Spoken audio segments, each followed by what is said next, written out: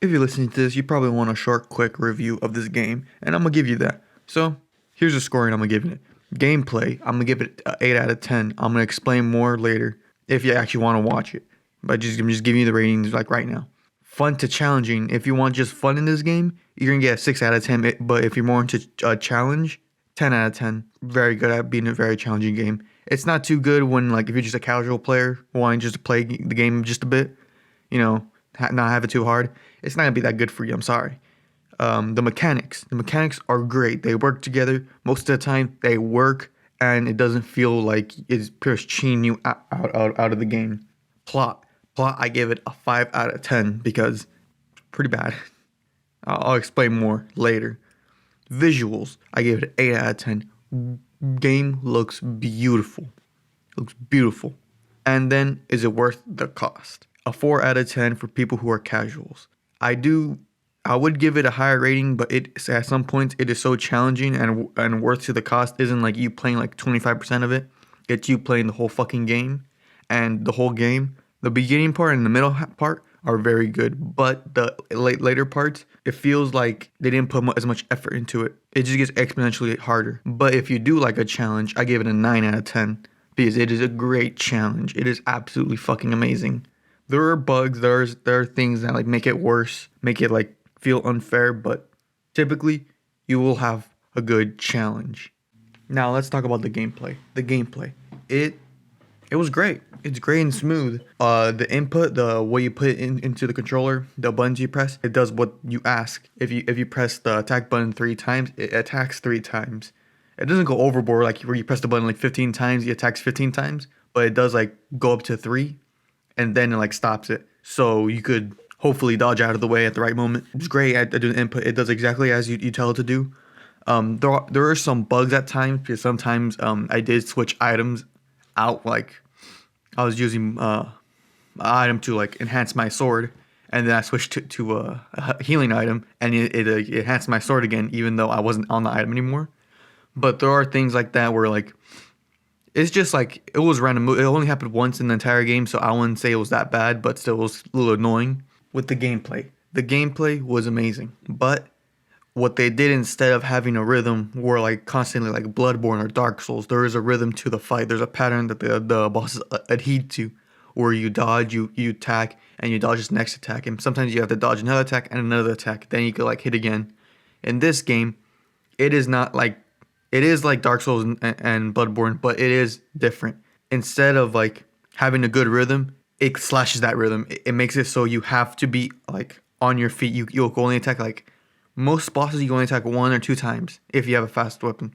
If you have a heavy weapon, barely. Sometimes you could attack only even once. The rhythm that these bosses have, they have a slight rhythm, and then they just slash it. They stop it, and then they go for a really slow attack, and then they come at you again, which breaks the rhythm and makes it so you have to always be on your toes. You can't get into that state of flow where you're really good at the game all of a sudden. I believe what this game is more about is not about having a good rhythm and a satisfying fight. It's more about the challenge, which brings you satisfaction instead of a good fight. Or in Dark Souls and Bloodborne, where there's a rhythm to it, there's a pattern. You it's like a dance. You go left to right to center to backwards, and then you keep fighting over and over and over again, making it so you make almost no mistakes, but also adhering to this pattern, this rhythm, and it feels absolutely amazing. I've played enough of these type of games where it feels amazing and it feels so gratifying. If you feel like a fucking badass, you feel like you could take on the whole entire world sometimes.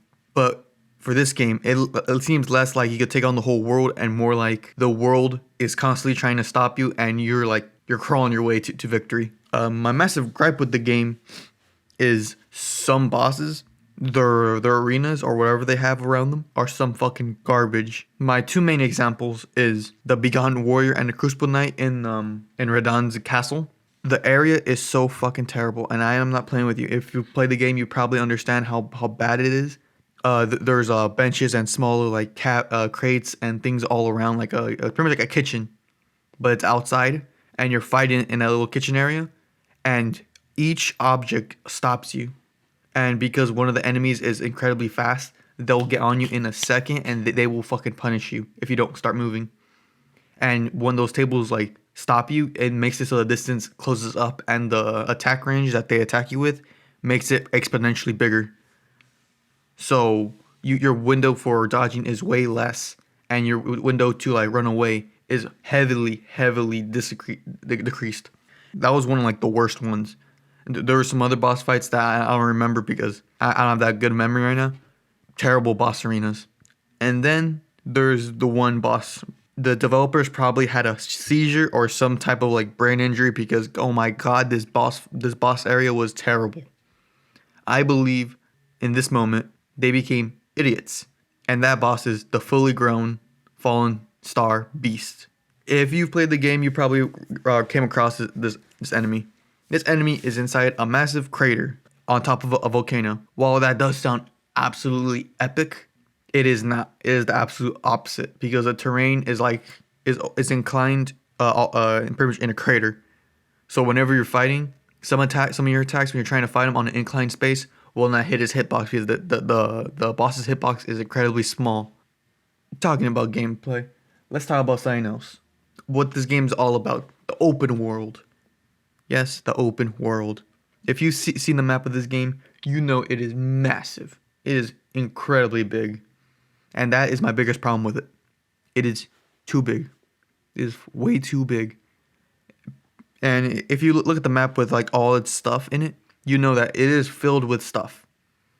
It is filled to the brim with dungeons, castles, resting points, fights, everything.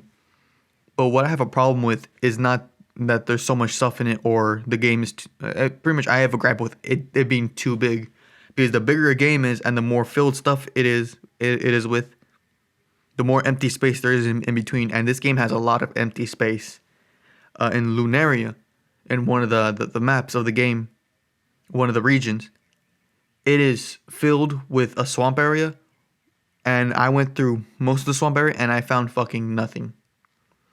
It was, to me, it was boring because I was just running through this area. It was swamp. I typically hate swamp areas in games, but I had almost no fun going through the area.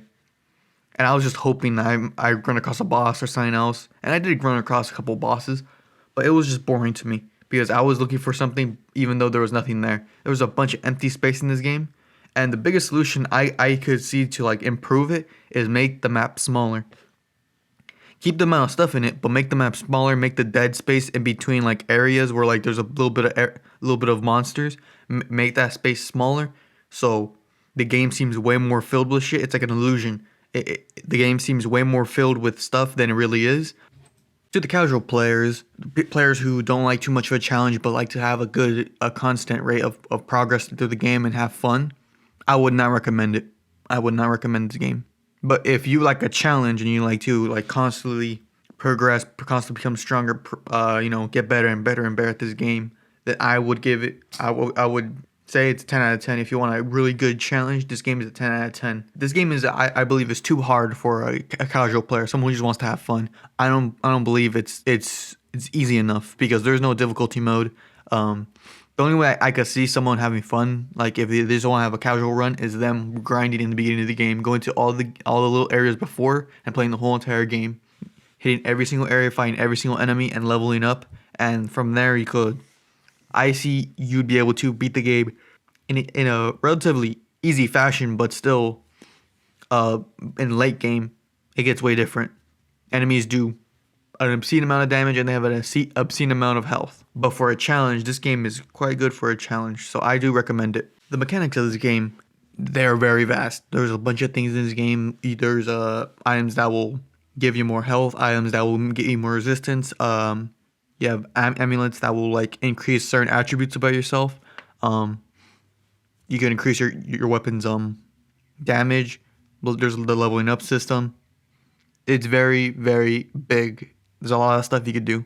But in late game, which it sides with certain builds, bleed builds, magic builds, other builds that will do way more damage and make it a lot easier for you. It sides with those builds a lot more than the conventional builds of going attacking close range. Also, some builds don't translate well to late game. They really do not. It's terrible. So some builds they're so disadvantaged. The dodge time in this game, the dodging is good. I love it. great dodging. You have enough iframes, which is invincible frames, where like you can't get touched. It has a great amount of invincible frames, and almost every attack you can dodge. Also, another gripe I have with the game is the summoning.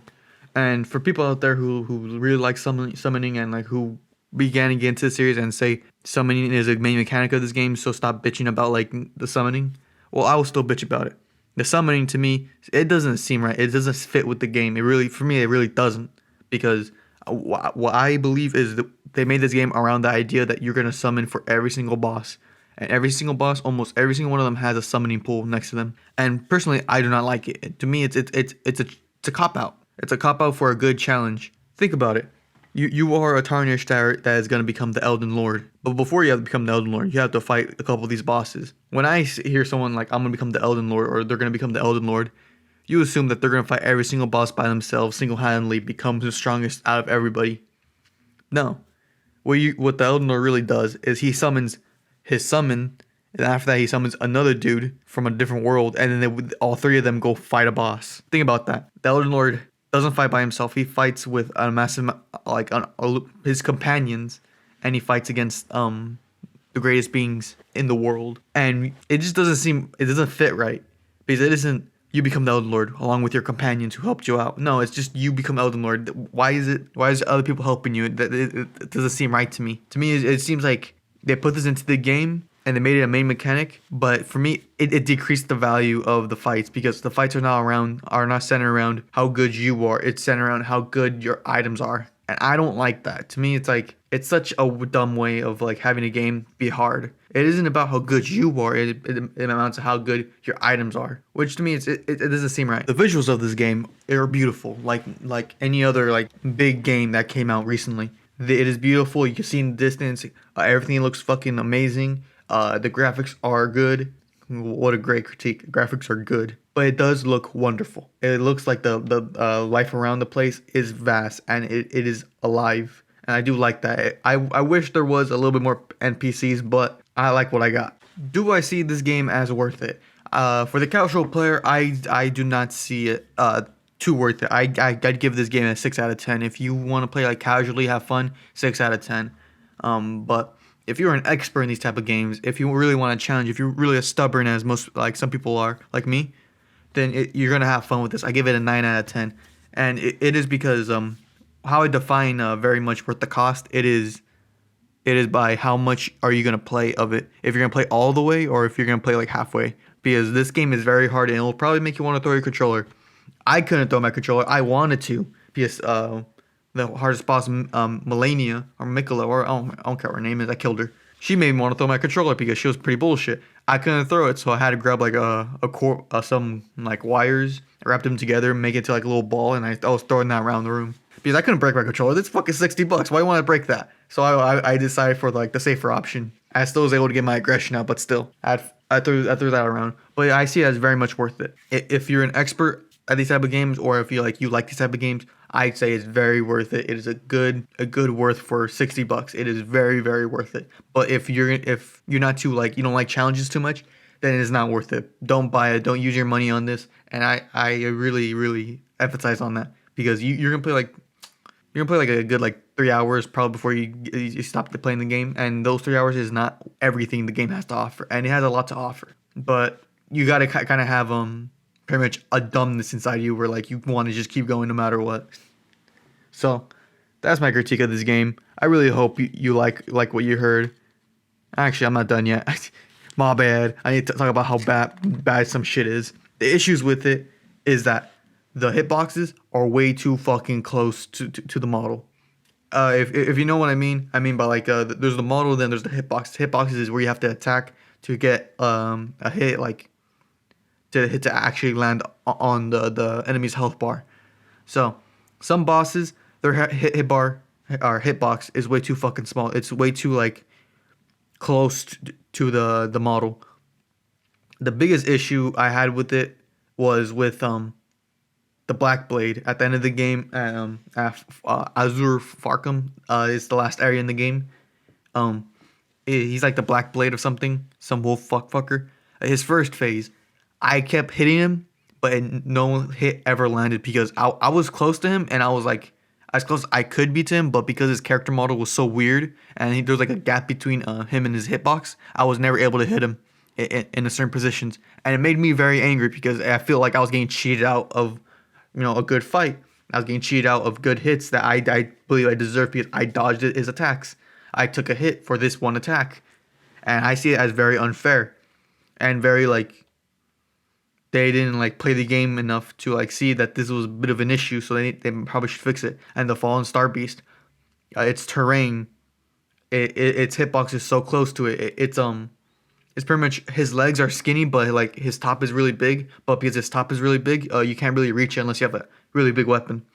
And because I use like a katana, I wasn't able to reach his top. I only was able to get his legs, and those legs had really tiny hitboxes, and which made me very angry because I felt like I was getting cheated out of hits, that I could have won. And yes, I could have beat him if I hit 2 more times, but because of his hitboxes, they didn't count.